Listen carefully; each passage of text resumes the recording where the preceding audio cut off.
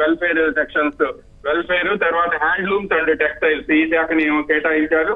ఇక వాసంశెట్టి సుభాష్ ఉమ్మడి తూర్పు గోదావరి జిల్లా రామచంద్రాపురం నుంచి గెలుపొందారు.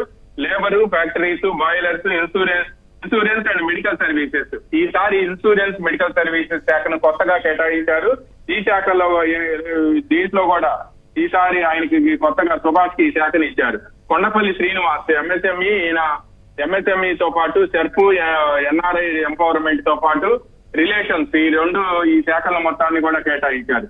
ఇక ముదిపల్లి రాంప్రసాద్ రెడ్డి కడప జిల్లా రాయచోటి నుంచి గెలుపొందారు. ఈయనకి రవాణా శాఖతో పాటు యువజన వ్యవహారాలు, క్రీడలు శాఖలను కూడా ఈయన కేటాయించారు. మొత్తం అంటే ఈ శాఖ మొత్తం అందరికీ శాఖలను కేటాయించారు. గత రాత్రి ఈ శాఖలను కేటాయించాల్సి ఉంది.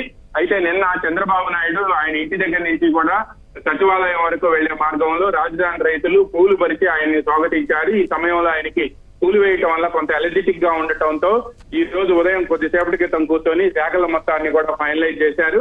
అయితే ఈ కేబినెట్ మొత్తంలో కూడా ఇప్పుడు అత్యంత కీలకమైన శాఖలు కూడా పవన్ కళ్యాణ్ తో పాటు లోకేష్ అండ్ పయ్యావుల కేసు వీళ్ళందరి దగ్గర కూడా ఉన్నాయి. ఇప్పుడు పయ్యావుల కేసుకే చాలా కీలకమైన బాధ్యతలను అప్పచెప్పారు.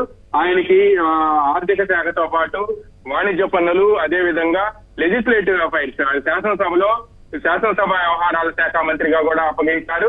ఇక పంచాయతీరాజ్ శాఖని, రూరల్ డెవలప్మెంట్, పంచాయతీరాజు, గ్రామీణాభివృద్ధి శాఖని పవన్ కళ్యాణ్కి ఇవ్వడంతో పాటు ఆయనకి డిప్యూటీ సీఎం హోదాను కూడా కల్పించారు. పవన్ కళ్యాణ్కి వీటితో పాటు ప్రధానంగా రూరల్ వాటర్ సప్లై, గ్రామీణ మంచినీటి సరఫరా అండ్ పర్యావరణం, అటవీ శాఖ, సైన్స్ అండ్ టెక్నాలజీ ఈ మొత్తం కీలక శాఖలన్నింటినీ కూడా పవన్ కళ్యాణ్కి అప్పచెప్పారు. పవన్ కళ్యాణ్కి మొత్తం 7 శాఖలు అప్పగించారు. ఆయన దగ్గర 7 శాఖలు ఉన్నాయి. ఈ 7 శాఖలు కూడా చాలా కీలకమైన శాఖలు. వీటన్నిటిని కూడా ఆయనకు అప్పగించారు. ఇక దీంతో పాటు లోకేష్ కి ఈసారి ఎడ్యుకేషన్ డిపార్ట్మెంట్ తో పాటు ఐటీ, ఎలక్ట్రానిక్స్ అండ్ కమ్యూనికేషన్స్,